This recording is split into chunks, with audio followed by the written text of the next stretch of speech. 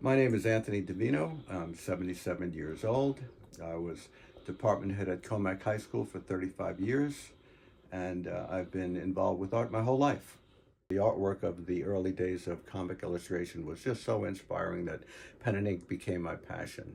And that eventually led me to being a sixth grade student where my teacher started to recognize my artistic ability and said, you know, you really shouldn't hang with those guys. Let's see you take up guitar. Let's see you go into art. And then it was a matter of, well, what am I going to do with this skill? When people ask about my first art experience, I think back to when I was a child. We all had that little rubber Indian drum, and I can distinctly remember drawing with the pen on that drum, an Indian, and that was really my first experience with art, you know. And then later came comic books and Mad Magazine, and that sort of the world of color was interesting to a youngster in the 50s where we only had a black and white world. So I think the pivotal point in my life is when we moved from Ozone Park to North Babylon. And what that did was it put me in a community that loved to go to the beach. So I became interested in surfing, and my ability to play the guitar got me invited to parties. So in school, I didn't really study art. I studied architecture, but at some point my guidance counselor said, you know, we need to get you into college. And one of the teachers at the school was actually a lifeguard at the beach and a surfer. So I saw his lifestyle as being very inviting. He had the summers off and he was able to surf and do that. So I felt that I could pursue my art career, become a teacher, spread the word to the children, teach them to be creative. And the music helped me in my student teaching because I was able to play in front of the classes, and that gave me the confidence to be in front of the group. And eventually that led me into college bands. And in college, I started to, as a wrestler, I started to train in karate. And that led me to become a black belt and actually run my own karate school. My musical experience helped a lot in student teaching, where I had the confidence to be in front of the group. And in college, when I was there, I was living on $10. So playing in the band, we could make a little money, and that really helped me to get through college. And it actually was just a different offshoot of my artistic expression. You know, art, music, martial arts, all is that same physical expression. And, you know, it led me to have the life that I have, and I was able to spread that word with thousands of students through the years. The kids really loved me playing the guitar. You know, I brought music into the classes. You know, I was showing them the relationship between music, art. As a wrestler, I became involved with martial arts, and I studied karate, and I'm a black belt at this point, and run a karate school. So what I do is really various manifestations of physical expression, artistic expression, and I've been able to impart that to my students, which really has given them that ability to solve problems in a real creative way. You know, during the 60s when I was in high school, the slogan was turn on, tune in, drop out. Okay, but further down the road, we realized that if you want to make a difference in society, you have to drop back in. So I figured as a teacher, teaching art, learning how to solve problems creatively was really what thinking was about. So as a teacher, you know, I brought my various skills, my surfing, my black belt, my guitar, and all of that. And without me trying, I became the cool karate black belt surfer art dude, you know. So my approach as a teacher was to be the walking example of what I wanted my students to be. So I always worked in the classrooms, allowed the students to see me paint, and that was the best motivator of all, because many teachers talk the game but they don't actually do the game. So here they had a real person that could do it, and they wanted to follow. So I had students from every walk of life. I had all the athletic guys coming in, I had the music people coming in. It was like a Renaissance school. It was really the best experience. It wasn't like a job. It was just great to see that these kids picked up on what I was doing, that they learned how to solve problems creatively. They brought that everywhere else they went. And, you know, the facts show that on the SATs, they do much better if they study music and art. So when parents would come to me and ask me about their children as to whether they should study art, my response was, well, what do they do when they have nothing to do? You know, are they not able to amuse themselves? Did they sit down and work? So as a teacher of art, my goal was to realize that not everyone is born with the artistic talent that I had. So some people have that skill when they're born. My job was to find out what was creative about each student. And some students work better with three-dimensional art material, some work better with paint. So usually when a student says, I'm not good at art, it means they can't draw realistically. So what I did was I exposed them to every form of art that there was so that they could find something that they could relate to. Some people work with clay and do well. Some people can sit quietly and do that. So it's all about quality. You know, my job as the art teacher was mostly from the beginning to the middle, and then from the middle to the end was where I really had to come in. When the student thought they had gone as far as they could, I would say, well, what about this? What about that? And they would take it a little bit further to that most logical, great conclusion that was the best they could do. So each student was treated as an individual. No one was ever compared to each other. They all had their own skills, their own ways that they could go, and that's what we did. We found out what each of them was good at. So the year was 1958. I was in the 6th grade. Elvis was doing his thing. I was studying guitar and I was studying art. So neither one of those was a very safe occupation for a young boy that was very small, ducking snowballs on the way to school, carrying my guitar, being laughed at for doing art. So as an art teacher, one of the things I did was I legitimized art for young boys. It made it okay because I was an athlete, I was doing this, and it was okay for me to do it. Now, going back to that little boy, okay, that little boy, so getting beat up a lot. So when I came to Long Island, I got into wrestling, and that stopped all the beatings that I was getting. You know, I was getting bigger. The musical experience was growing for me, you know, the doo-wop music, playing at parties and stuff like that. And ultimately, I became involved with martial arts again because I was a smaller person and we were playing in bars that weren't so safe, and sometimes there were fights, and I felt that this was very good. But I found out that martial arts is really more about living and life, that you want to live we say karate do, the way of karate. So all of the things that I do with my art are really extensions of my personal enjoyments of life. So what kind of art do I do? You know, as a young child, I was interested in the Marvel world and Superman and Mad Magazine. When I went to art school, they frowned upon realism. They said, oh, anybody can do that. You know, they were throwing paint, they were splashing paint, they were wearing paint, you know. So I faced a lot of criticism, and I didn't know what to do. I was lost. But eventually I found a teacher that was doing exactly what I wanted to do. Did these beautiful drawings of steam locomotives in the woods on snowy days, beautiful realistic work. So I said, that's what I want to do. I want to do that, you know. So as I developed myself, I gave myself a lot of challenges to learn how to do the various things, how to paint glass, how to paint chrome, how to do skies, all that stuff. And eventually I found that my subject matters turned to the things that I was interested in life, you know, that I was interested in surfing. So I did a lot of surfing ones. My antique toy collection became the subject of my work. And as I go along, I try to improve my scope of what I'm painting, depending on what I see. And sometimes it's actually a social commentary. So I love the beach and surfing, so I have a series of surfing paintings. I have an antique toy collection. I have a whole series that I did on my toys.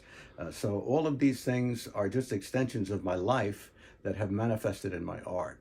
And basically, in karate, it's the art of living. I'm 77 years old. I can still surf. I'm on the operating table. The doctor's about to cut me open, and he looks down and he says, how old are you? You have a body of a 20-year-old. So self-defense is good. We need it in this world today. But it's about the quality of life. You know, what's the point of being alive if you can't do anything, if you can't pursue the things that you love? So at my age, I can still do these things. I don't want to be some pathetic guy that's old trying to be 20. That's not me, but I want to be the best me that I can. I think art is so important today in this world, and unfortunately, a lot of it is getting overlooked and put into the background. You know, for young students in school today, the pressure is really terrible. From kindergarten, they're talking about testing.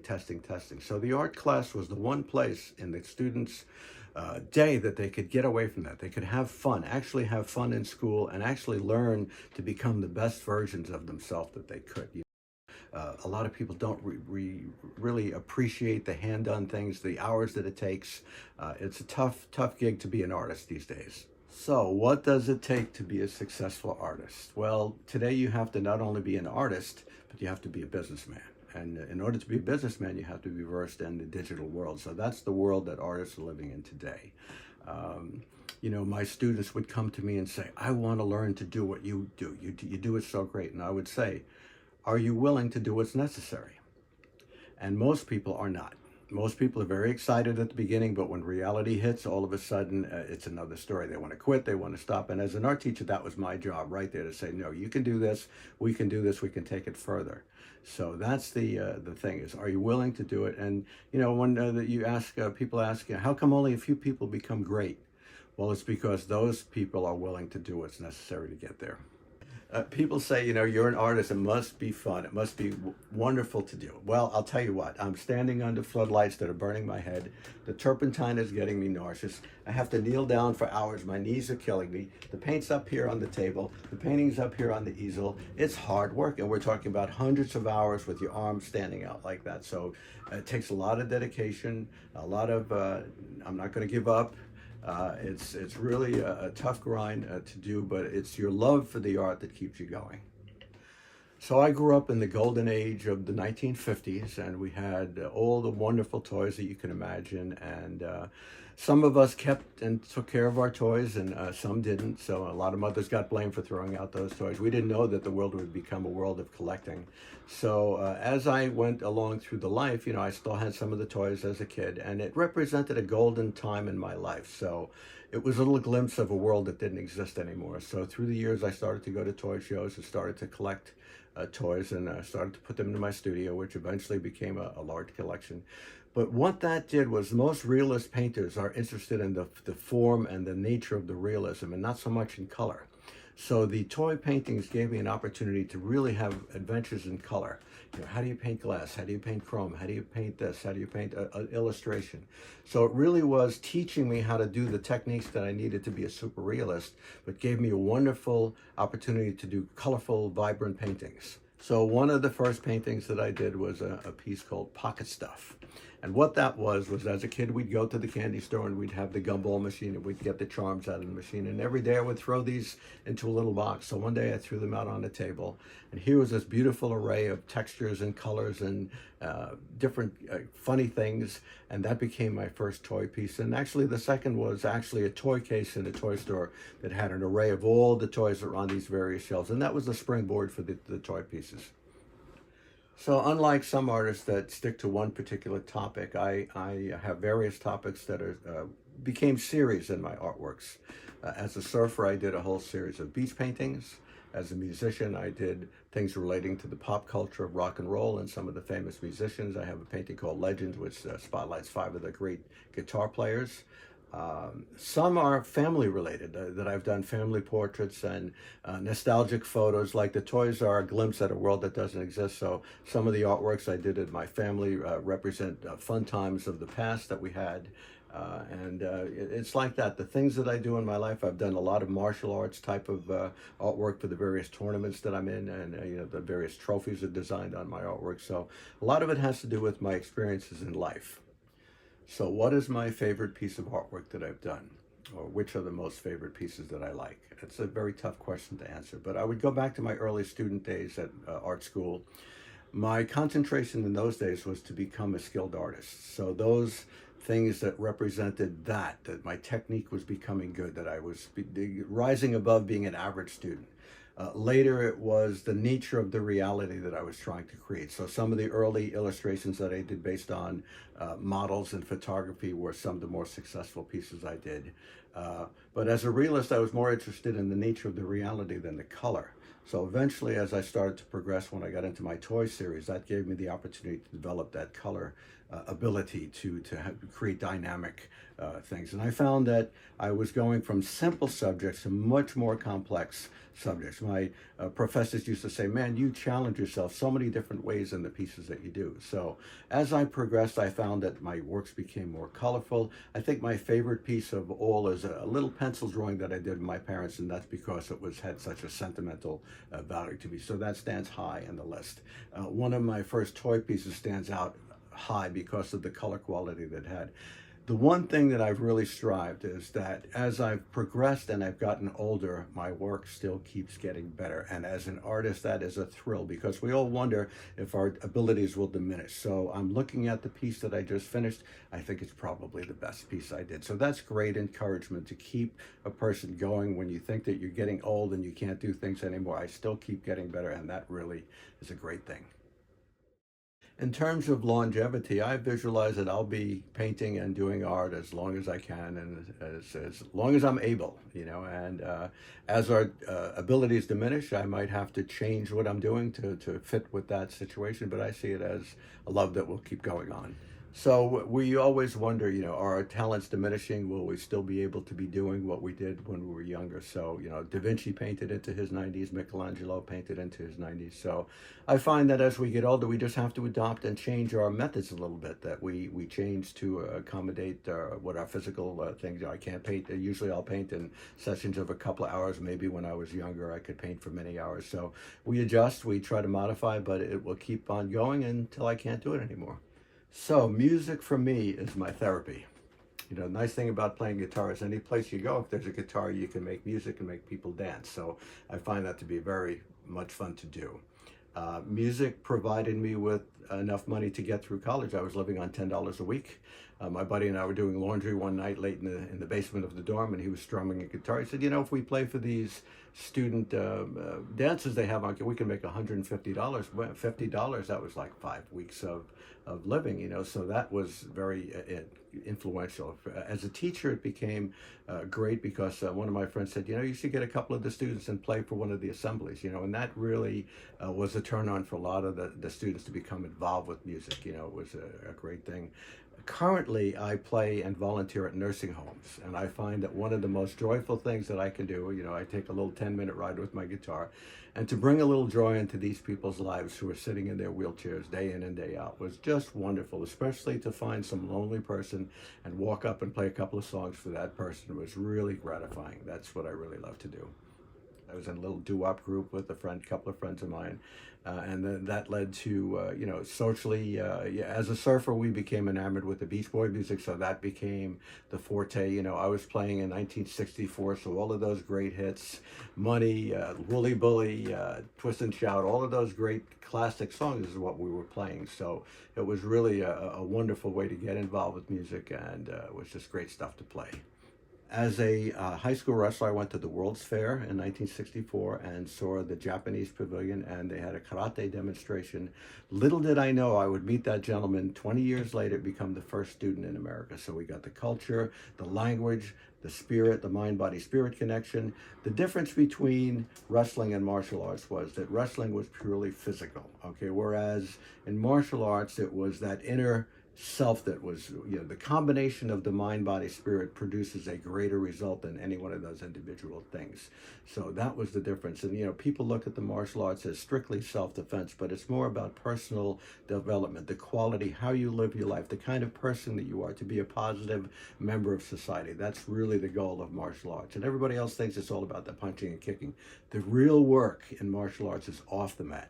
Dedication, responsibility, manners, effort, those things. So when we teach youngsters to have those qualities, they just do a whole lot better in their life.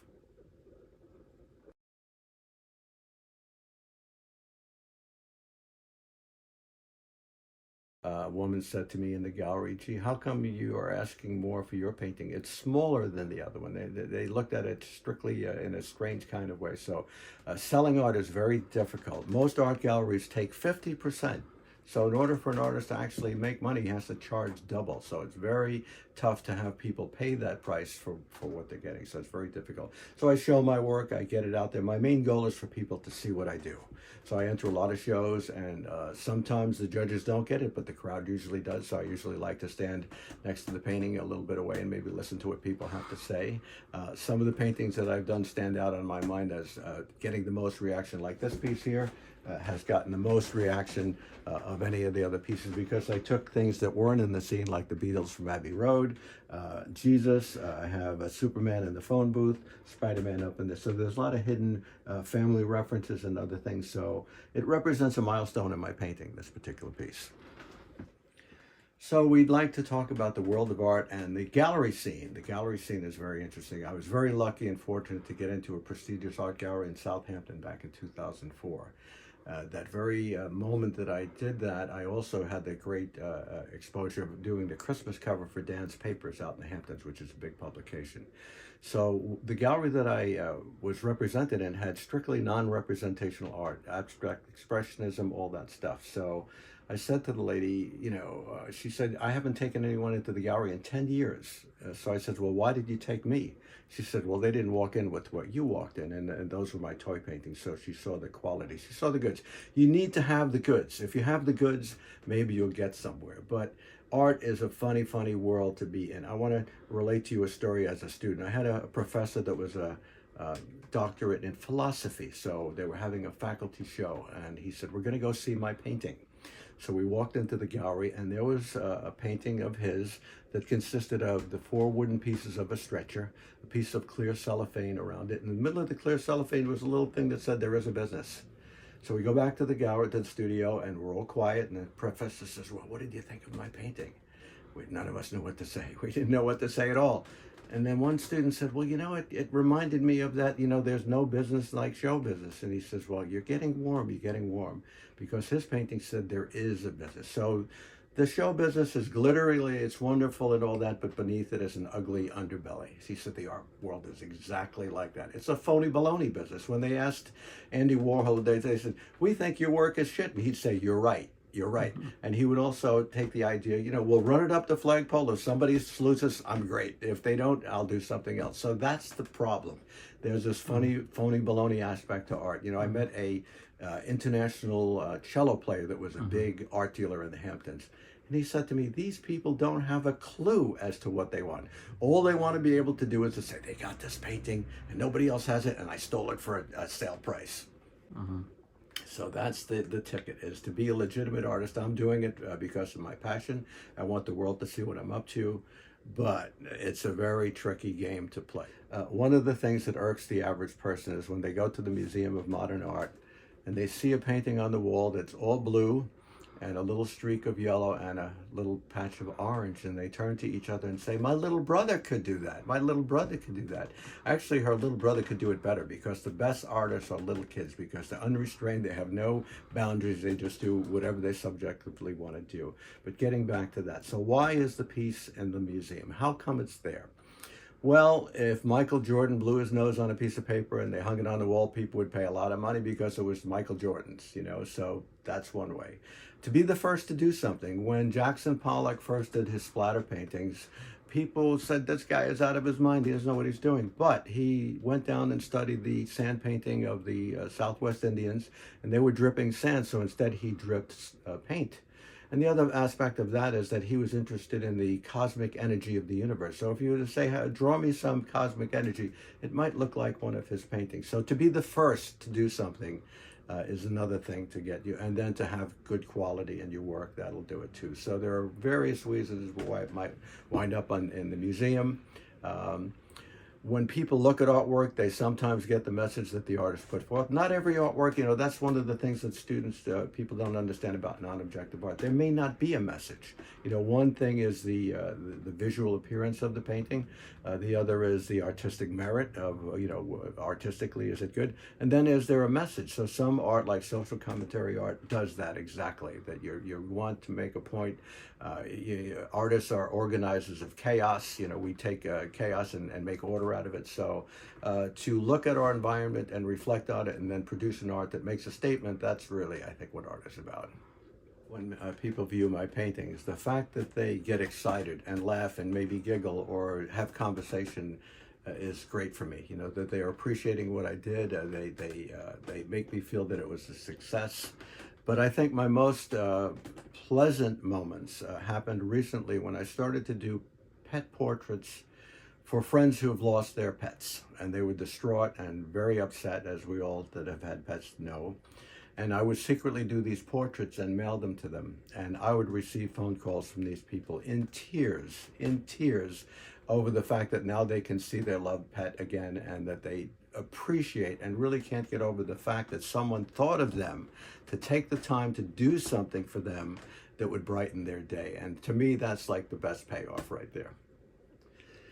When I look back at the history of my own artwork and I look at old pieces that I've done in the past, the temptation sometimes is to go back and change things. Especially, I just got cataracts and that really changed my visual world. So, but I don't, because it's a record of who I was. Okay, so when I look back and I see those things, I see certain pieces that represent milestones in my development. But I also noticed that they were much simpler. the things that I did in the early days were much simpler because my skills were what they were. So as I went through the years, my skills got better and better and better and better. So I started to see that my work became more challenging. I was challenging myself by giving me all of these things to do, and I was picking subjects that were much more complex, much more colorful, much more intricate to do. I guess for the effect of wowing people, to amaze them with my skills. We try to do that. So when I look at the work that I'm doing now, I see the best work that I've done. I've seen it be the most complicated, some of the most sophisticated work that I've done. As a general progression of my skills, that makes me feel good. Not every artwork has to be complicated. Some of the most touching, interesting work can be simple. A quick piece of artwork can be stunning. So people like my artwork because in America we appreciate things that are hard to do, that take a long time to do. So they think that it's good because it took a long time to do. You need more than that. That's one aspect of it. But what makes something good or something wonderful, it could be intangible. It could be a personal feeling that you get when you look at a piece of artwork. But in terms of my own development, I feel I'm the best version of myself now, and I can look back and see the good parts of me and what could have been better. The part of a critique is to say what's good. Okay, that's what. But to work on what needs to be better. That's where the student of art has to be a good listener. You have to believe that things need to be better, and you're willing to work on them and affect a change. Everybody can talk is cheap, but if you work on it, you will get better. So that's sort of a self-perpetuating thing. The more you do it, the more you like it. The more you like it, the better you get at it. It's a process, And for me to ignite that in the student, to get the kid that said, "I never thought I could do this," and that smile when he did it, and he can go home and show mom, great stuff. So the first TV generation of the 50s spent a lot of time watching cereal boxes on TV, and these are cereal premiums. The Navy Frogmen Kellogg's came out with was a wonderful treat for us kids. You used to put baking soda in the feet, they would bob up and down. The Nautilus submarine was actually the first one. So we would get cereal boxes and open them up upside down so we could dig out the prizes. And the cereal premiums are very valuable today. Everybody knows the Christmas Story movie about Little Orphan Annie's decoder. And the thing about these things is these were dime store. The candy store was our world. For a quarter, you could get 2 magazines, 2 comic books, 5 pieces of candy. So a lot of pop culture. The TV shows all had their versions of the toys. The Space Patrol's Cosmic Smoke Gun is what you're looking at there. In the back are all the various cereal premium rings that came. The Major Mars rocket ring, which is up above over there, is a $1,000 ring if you have the film that came in the camera. And so some of these things have become so outpriced due to the money mongers. So we have the people that love the nostalgia, they love the time period that doesn't exist anymore, and then you have the people that want the money. So unfortunately, the average collector sometimes gets priced out because the rocket ships are so expensive. But for me, it represents a time where you can walk into a room and experience the joy of the golden age of toys. The Walking Spaceman is the subject of one of my favorite paintings, and he's a little wind-up version. Most of these items were made in Japan, where we didn't think the quality of toys was so great, but they turned out to be excellent qualities. A lot of the transition of toys from the older days went from the metal toys into plastic, became the medium of choice for the modern generations of toys. So we have the Range Rider, we have the Roy Rogers truck. That's the whole Roy Rogers section. He was one of the best enterprises before George Lucas. He had more products with his label on it than one can imagine. And again, it brings back that world that doesn't exist anymore, the world that we grew up in. At the top we have some of the crazy models that existed back in the day, the Beach Bunny model. The 5 Smurfs represents my passions in life. Actually, they represent my major activities that I like to do. So we have the karate, we have the surfing, we have the art, we have the guitar, the tennis, and of course being a teacher.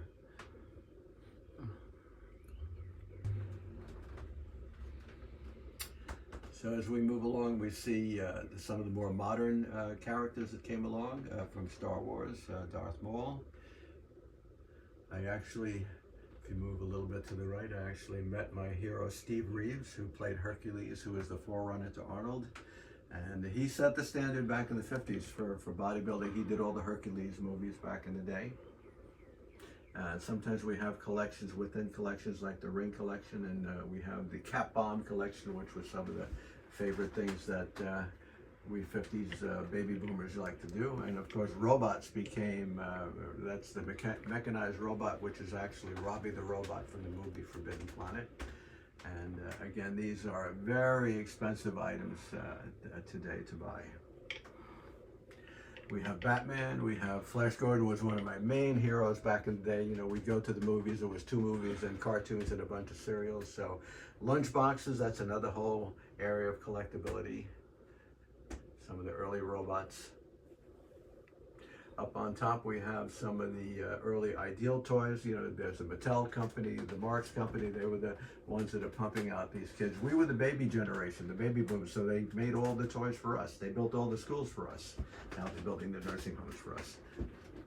So when I found this old postcard in Chinatown, I said, I don't want to just duplicate this image as it is. I want to add something of myself. So in the front were some taxi cabs, and I removed the taxi cabs and put in the Beatles from Let It Be, Abbey Road. Okay, so I figured if we add new things, it's going to be a new thing altogether. So there was a taxi cab over here. And when I removed it, there was a blank space there. It was half a person. So I happened to look over here, and there was a calendar that had Jesus's face. And in the 60s, they got into trouble by saying their music was more popular than Christianity. And I said, if Jesus was on the street, what would he say to John Lennon at that moment? John probably would say, well, we didn't mean anything by it. So with that, I started to put Superman in the phone booth. I put myself in the scene. This guy kind of looked like Kramer from Seinfeld, so I did that. I put Spider-Man up in the rafters. There's a little UFO over here and a little alien. It says Little Alien. So this became my quest, was to add things to make it like find the different things in the painting. Cafe Divino. And that was the goal of this particular piece. Okay, so this Times Square piece was entered into an art show. And it was judged, and there were prizes and such like that. And this didn't win any kind of recognition at all. So unfortunately, I had to spend the whole time at the show fielding questions from the crowd as to why did this not win any prizes. And I just would say, well, the judge didn't seem to think it was warranted. But that particular show had a viewer's choice aspect, and the crowd voted for it. So what this brings to mind is the fact that if you're going to be an artist of any sort, a musician or whatever, you need to believe in yourself. You need to believe in yourself despite the criticism, despite the disappointment, that you have the goods, and that's what gives you the fuel to keep on trucking even when there's no recognition.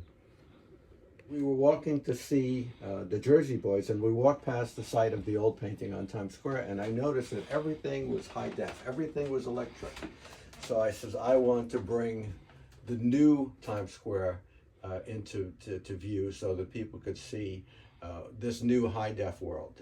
So I actually, when I worked on the computer, did my composing, I actually pumped up the color a bit. And as with the other painting, I put in 2 of my best friends that had recently deceased. As an homage to the Beatles, I brought in the Sgt. Pepper's Beatles. For a little strangeness, the Creature from the Black Lagoon, my daughter's Yummy Studios. My wife's portrait is right here. I'm standing with Donald Trump. He's got his hand on my shoulder. That's my German Shepherd that I used to have. So that again became a little fun game of hiding things within the scene. So the studio is the place that I work at, but it's also my retreat. It's a wonderful place to come and sit. You know, when people come in, they look around, they said, oh, my uncle had this, my uncle had that. It's a world that doesn't exist. It's a wonderful, warm environment to be in. It's a great source of creativity for me. I end every day up here. Usually I grab one of my favorite guitars, set up an amp, and I play until the wee hours, and that's my real therapy. It also helps me to free associate, to get ideas for art. And as a college student, we were the precursors to videos, where we would take slide essays and create soundtracks, and I would actually record my own tracks. So this is a place that I come to every night to either do work or to unwind and to get rid of the stress.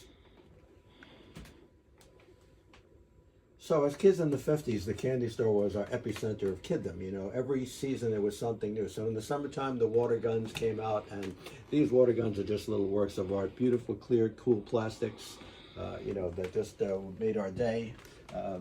We lived in a world of TV westerns back in the 50s. So, you know, cap guns, the aroma of the leather, the smell of the caps, the smell of the Christmas tree. Every kid that grew up in the 50s remembers these sets of these guns, you know. So it's just part of the joy of growing up in a time that was a little bit more innocent than what we have today.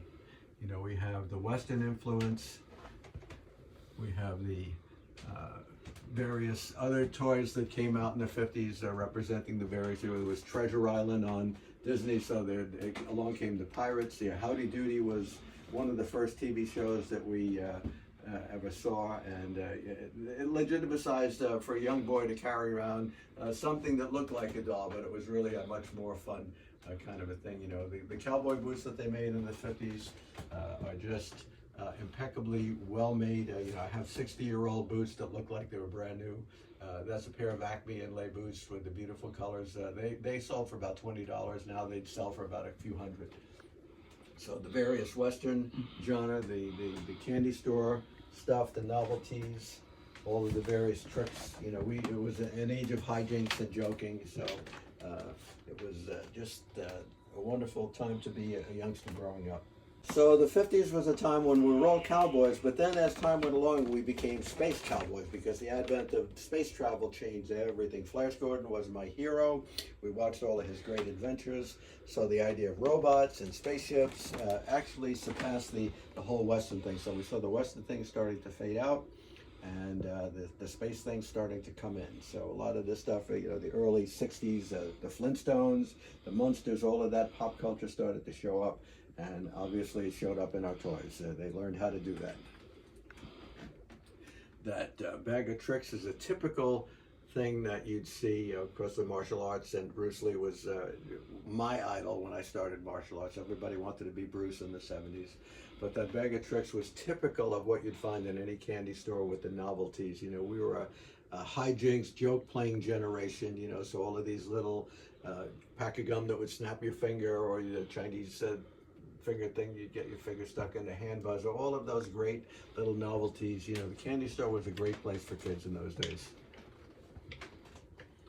So as we move along, we see our martial arts a way of life poster, which is a great video that we did with the Kung Fu School. That made it into the International Film Festival. And as we travel down, we're going to see the rough layout for the postcards. I have a lifelong friend who's a lithographer, does wonderful lithography work. So as a friend, he did a beautiful calendar of my artwork spotlighting the toys. And this poster represents the postcards that he made from the artwork that went into the calendar. And this was the rough sheet that gets played. So we have the toy piece from the collection. The holster painting was a great example so that the people could see the wonderful embossed designs. And I'm just in love with the jewels, so I always love painting those jewels. And the toy case was one of my first toy paintings where I actually had the adventure of painting all those storybooks and covers. The red motorcycle is one of my favorite pieces. The story on that was I was working from life and all the toys fell out of the box at one point, so I had to put them back and get the lighting right. It was very tough, so now I work strictly from photographs. The baby doll painting, people got too scared from that painting, so the gallery asked me if I would take it out. You know, it was just a little too scary for everybody. You know, the spaceships was a space themed piece. You know, some of the beautiful hard plastic that was of the 50s toys that made. And then we have pocket stuff, which was all the little things that I had in my pocket from the charm machines that I threw out on a surface and decided that would be a great design to try to do. You know, the good humor, those of us that grew up in the 50s, everybody loved good humor, but that fellow contacted me and he said, when I was a kid, I loved good humor with my sister, and she's gone now, so would you do a painting to commemorate her? So he sent me a picture of the house, picture of the truck, a little snapshot of him and his sister. I had to invent the good humor guy, and he cried when he saw that painting because it reminded him of his sister who was gone. You know, toy painting of the Man from Mars. He is probably one of my first really super duper toy pieces. One of the things that I started to do as I developed was to do larger paintings. The art gallery in the Hamptons that I was in chided themselves on having the largest paintings in the Hamptons. So a lot of these paintings, like the red motorcycle you see, number 95, that's a 6-foot size painting. So I find that working larger, people can see things better, and the dynamic power is just great at that size. And the one on the right, the little cowboy, that's me back in 1952. It was one of those days when you're playing and you get company and you don't want to stop playing, but the company shows up, and that's my cousin. And that's how we looked back in the day. A photorealist is going to copy a photograph and make it look like a photograph. A super realist is going to make things look very super real, but he's going to make choices and changes according to his artistic feelings. So I might change the color, I might pump it up. Like usually photorealists don't let you see their hand at all. You can't see a brushstroke. But in this case I used impasto, which means you're going to let paint be thick and bumpy. And when I did the rust on the fins, I purposely left it thick and lumpy so that it would look like the rust was really there. So a super realist is going to make changes and do things as he sees, whereas a photorealist might just copy the blurriness of a photo and work just as what he sees. Okay, we're going to remove this, and we'll see what we have to show.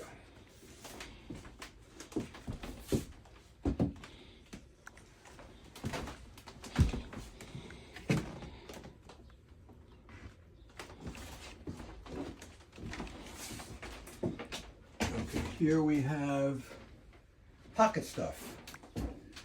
As a kid, we would go to the candy store, and they have the wonderful charm machines. You put the penny in and you get all these wonderful charms that came out of it. So I said to myself, let's make this a little cooler than just having a white background. So I did a splattered background just to add some color and some interest.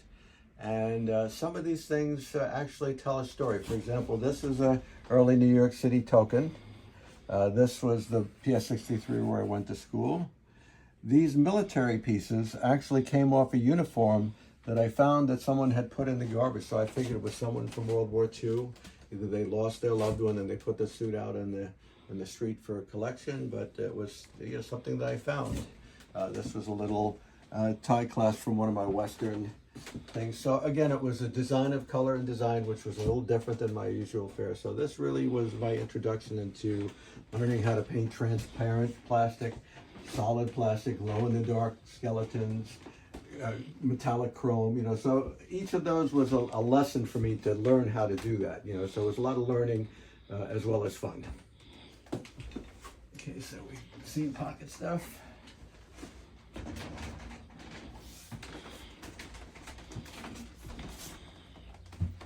Okay, the story behind these is that I had retired from teaching in 2004, and my friend the lithographer said, let's do a calendar of your artwork.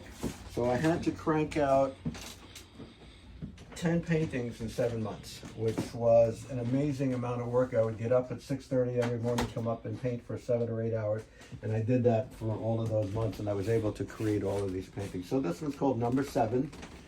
And it was one of the pieces to go into the calendar. And this one was all of the great plastic and metal toys that came out in the 50s. And each kind of plastic had a different quality. The alizarin had a sort of a marbleized texture. This had sort of a metallic texture and just a wonderful color. And then you had printed images. So these were real things, and this was an illustration. So developing different kinds of reality in these toy paintings was necessary because they represented different kinds of artwork. Some were real objects and some were painted.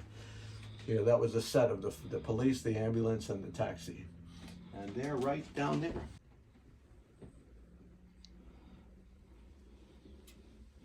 Yep. Oh, the little guy's over here. I forgot him. Yeah. There. The larger size allows people to see things that they normally wouldn't see by just casual viewing of this painting. Okay, what it was my daughter worked in the nursing home, and she had a resident that liked to paint.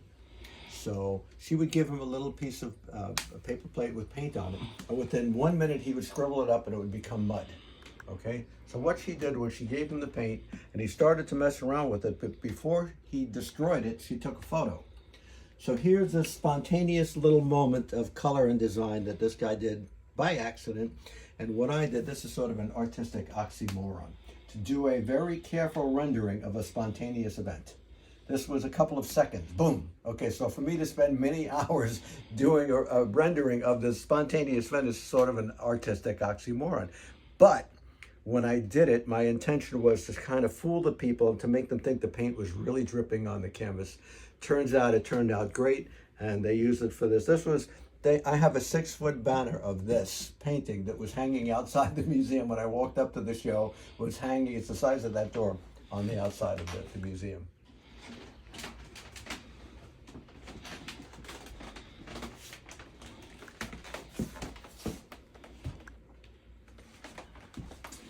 So we have a very interesting story with this particular piece.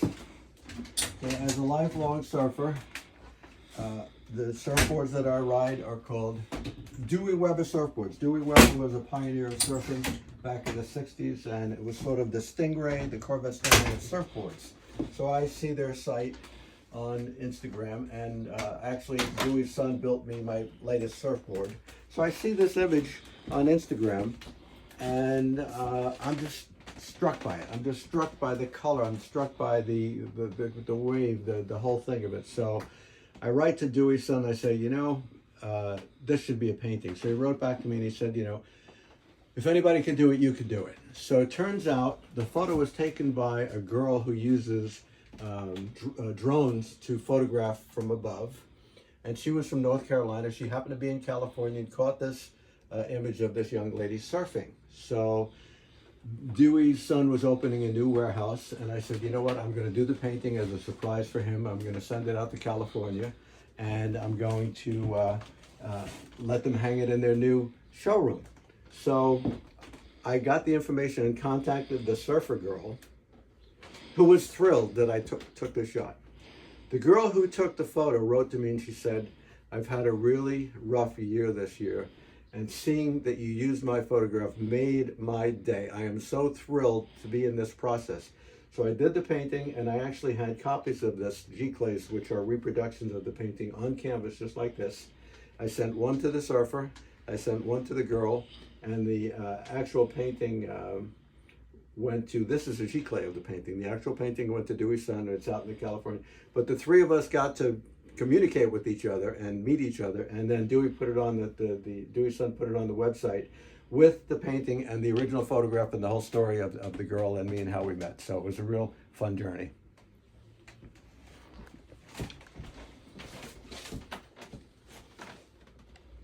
Actually, one of the early toy pieces, because it was the first time I used a little plastic water gun in there.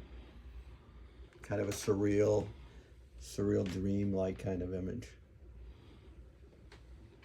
Okay, so when I was young, my mother and her girlfriend were best friends, and they each had a baby at the same time. So I was in the crib with my friend Michael, and we've been friends for the last 77 years. Unfortunately, whenever we were together, one of us would wind up bleeding. Okay, so very often when I have an overflow of my toys, what I like to do is take some of the pieces that aren't so important and I put them in a box, and I mail them out to my friend Michael, and he says it's like Christmas morning when these packages show up. So very often what I'll do is wrap the package in brown paper, and then I'll draw a scene on the top of the box. So when I go to the post office, very often the other people online see me and they say, will you draw something on my package for me like that? And usually when I'm delivering the package to the person that's working there, the post office person says to me, oh, you know, we love these things that you draw. So the one woman, when I was there one day, said, would you draw something for us? So I said, sure, I'll draw something of you. So this is a cartoon that I'm doing, that I'm almost finished with. I'm just adding some color, of our local North Babylon post office. And they're actually, those are the people that the little girl with the stars on her head and the beetle haircut, she's actually there. And that's my mailman. I actually told him he was going to be in on it. So this is a little something I'm working on for them. It's going to be a little surprise. This is my other, when I stopped collecting the toys, I went for the big toy.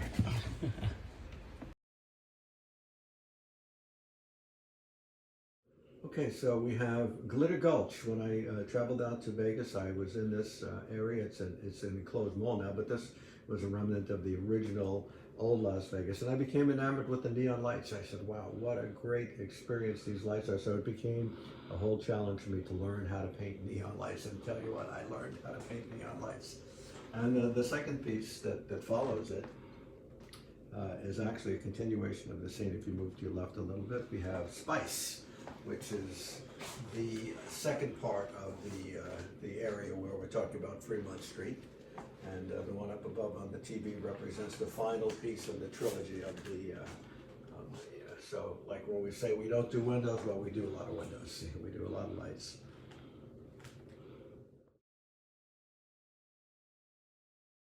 Okay, so this is my first big painting that I did in my tiny little studio, 44 by 66.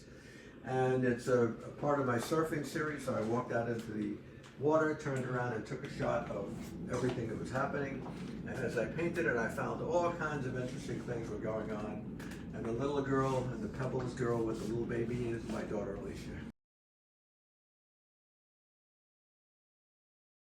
My series of sea to beach surfing paintings, and this was just a random shot I took as I just turned in circles and took photos of whatever.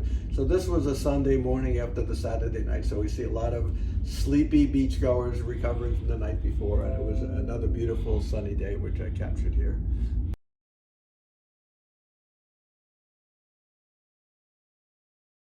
So this is a beautiful wave that was coming in on a nice surfing day, so I wanted to capture the multiplicity of things that happen in a wave, the reflections, the transparency, the spray of the wind blowing off the top of the lip. So perfect wave, perfect day. We're looking at 40 by 48.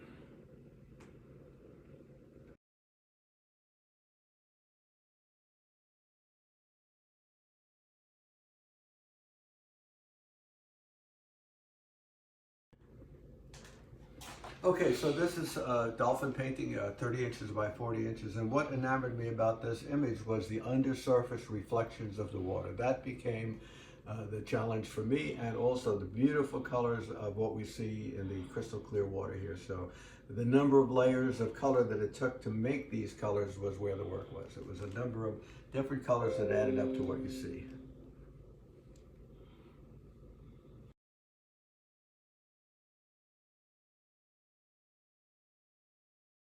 So I took the photos and I dropped them on the floor, and the way they hit the floor impressed me, so I painted them to look like somebody tacked up some photos against the splattered painting.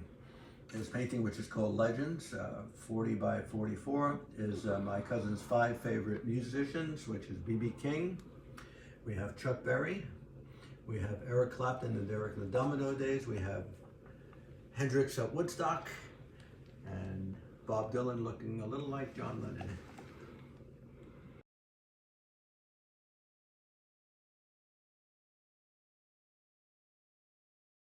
So, as one might suspect, the title of this painting is The Toy Case. It was one of my first paintings with the toy subject. I actually went to a shop that specialized in collectible antique toys. And this was a challenge. This was the challenge of doing each of those little storybook covers was a painting in itself. In some cases, I had to figure out what it was I was looking at, but I had other photo references. So this was one of my first real challenging toy compositions. This is 30 inches by 40 inches.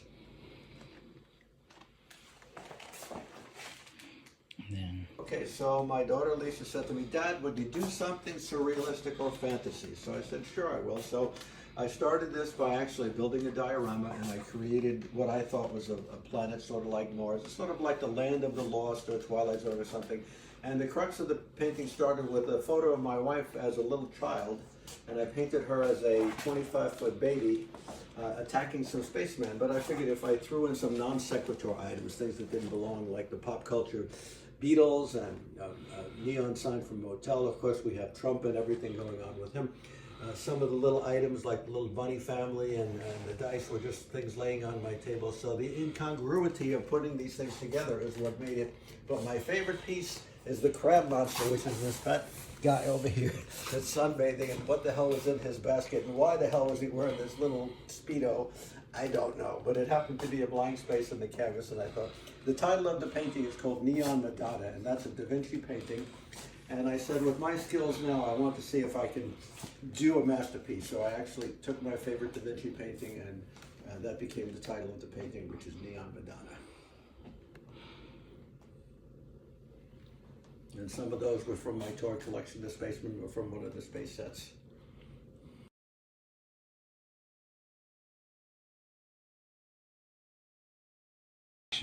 When I went to the art show where this painting was displayed, it was at the end of a large hallway, and there was a crowd around the painting. So as I approached, I could hear them laughing and giggling and saying, "What is Trump doing in there? Why is that woman screaming?" So it was wonderful to see the reaction that the crowd had to this strange conglomeration of images.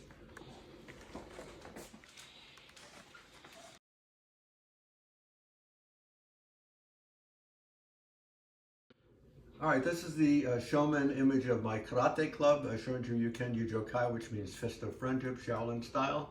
And this is the place of respect in the dojo, which honors all those who came before us, and it's a place of respect where we do our meditation. Okay, so this is a 44 by 66 version of She Loves You, the final scene on the Ed Sullivan Show with the introduction of the Beatles. And what I wanted to do is to do the scene in color. So I researched all the outfits and the musicians and their hair and all that. And this is my version of what that scene looks like in color. This painting is America 1952. It represents the happy time in my life as a youngster playing, and then that was the time when company showed up and we had to stop playing. The painting is about 43 by 48, and it was one of my first endeavors into the super realistic style, and it portrays life as it was back then, which is the nostalgic part of the story.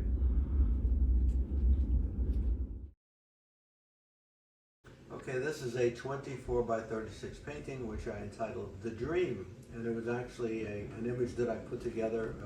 There was a reference for some mountains from Ansel Adams. I had some clear glass balls that I created for these various colored spheres that you see here. And it was, you know, like on Mars, floating in a dream, on a cloud. You know, I took a figure of a female and I put this green suit on her, which is kind of, now you see them wearing the skiing and all that stuff. So it was a fantasy scene that I put together. Now I look back on it, it's a nice little sample of what my work looked like then, which is very different than my work looks now. Hopalong Cassidy, or Hopalong Cassidy in Italian. Anyway, this was one of our favorite cowboys from the golden age of cowboys. And you know, when people look at this painting, they just love the horse. And the thing about this painting is it's not in black and white. It's actually painted in color. I used a blue, a alizarin crimson, which is a maroon, and ultramarine blue. And that way I could make the horse warmer by using more brown, and the sky cooler by using more blue. And so you're really seeing a full color image, even though it looks black and white. And of course, the bridle and the holsters had so many fun things to paint. You know, it's wonderful to have little ditties that you like to do when you have a painting. And the horse's bridle is fun, and people always comment on the veins in the horse's neck and his all that stuff. So it was a fun piece to do. I particularly like the stripes in his pants as it travels over the folds. You can see the pattern. It's an illusion, actually. I noticed that he had this striped pattern to the painting, and it's sort of there and disappears and then shows up again. So it was really one of those little details that makes a difference. And like a lot of the ground was out of focus, so I had to make that up. Oh, so yes, we have the red motorcycle. As I did my toy paintings, I realized that on the larger scale, they worked even better, so I worked on a bigger canvas. The thing that separates this from the other paintings is that I actually set up some toys in the box to work from life, and unfortunately about 80% of the way they fell out of the box, so to set it back up with the lighting was really tough. So now I photograph and compose on the computer, saves a lot of time, but this is a great example of where I was going with the toy pieces.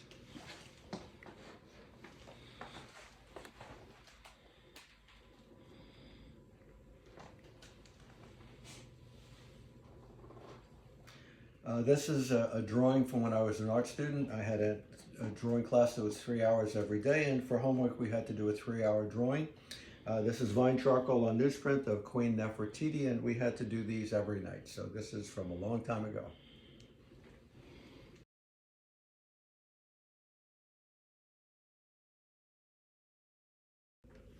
Okay, we're looking at Neutron Robot Man. This is actually the last toy piece that I did. It's 30 inches by 40 inches. And when I look at this, I realize that as I did the toy pieces, my skills at painting these things got better and better. This one almost is like you could reach in and grab those items. And they were all very little items that were on one shelf in my studio, and it became this really colorful, beautiful example. I mean, you look at that black robot, there's a lot of color in a black robot. All that light reflects off each other. You get blue, you get red, all of these things happening from the color that's around.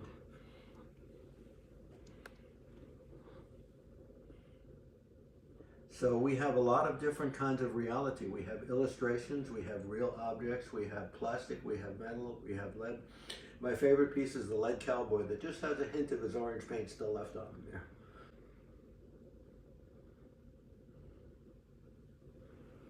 So this we have a 40 by 60 inch painting of Dodge City. This was our favorite family melody from about 1955, where the whole family got in the station wagon and drove out to Dodge City. We were all decked out on our Western duds, and the actors who were dressed as Wyatt Earp and the Cowboys saw us, and we actually had some great interchange where I got to draw against Wyatt Earp, and this was the moment after we did that, and it's just a great memory. The original photo was black and white, so I researched the colors, and I did it in color. My little nephew there with his pleated dungarees and his little vest, he was all decked out.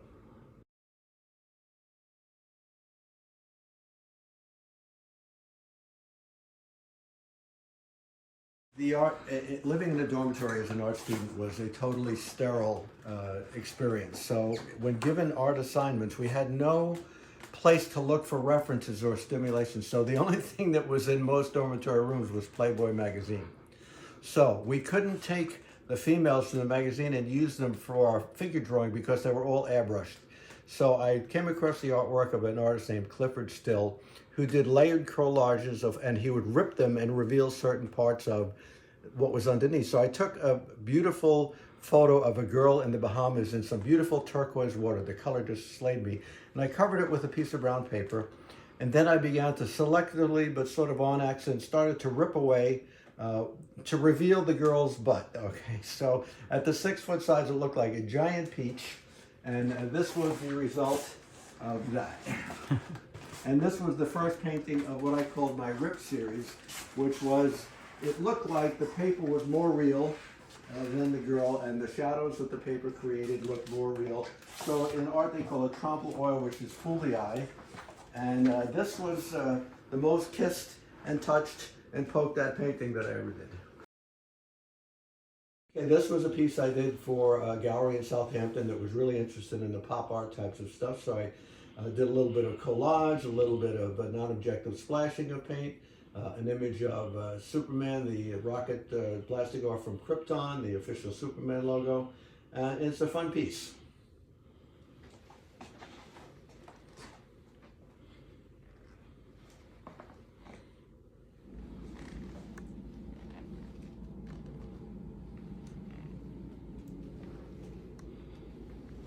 Okay, this is another from the surfing series. This is a great action photo of a super shot of a surfer at the top of a wave. And look at all those columns of water. Look at all those reflections. It's just a wonderful array of challenges to do. Just a great color thing. It's about 45 by about 50. Glistening, wet, splashing.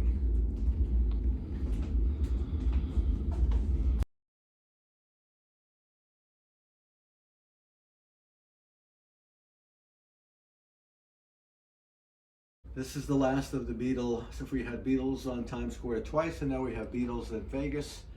And this is a little bit of a fantasy scene of the old Fremont Street area Plaza Hotel. And I added Steve Reeves, I added Boris Karloff and Mr. Peabody's Mermaid. We have the Space Mama and the little kid and the spaceman trying to pick up Mommy. We got the Beatles running from Hard Day's Night. We got Vampira and the monsters from the 50s. We have Elvis sparring Bruce Lee, and of course we have to have the Rat Pack in the corner there. So this was my most colorful endeavor. And the way that I made them visible is to backlight them with blue light. So on this side I backlighted with blue, on this side I backlighted with orange, and that's what made the Beatles pop. And then I put my Corvette in there. So this is the lighthouse. It's 24 by 36 oil on canvas. This is a unique shot. One of my students blindly stuck his hand up into the loft of the lighthouse and took a shot without looking. And this is a beautiful shot. And just as the light was hitting that spire, the photo was taken. So it's just a great moment in time.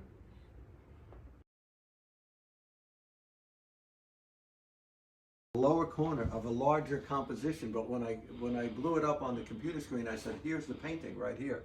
So it's just a small section, but then I enlarged it to 40 by 60. This is an 18 by 24 portrait of my daughter Alicia from her school photo. And it was a fun piece to do, all kinds of great color and little jigsaw puzzle she's leaning on. One of my favorite pieces. So as I was painting and just about nearing the end of the painting, the woman that commissioned me came in to me and said, my daughter was the one who took the photo. Could you add her to the painting? Which was a real challenge, but I managed to find a little alcove on the right side and added her in with her big smile. I guess you can tell who I look like, huh?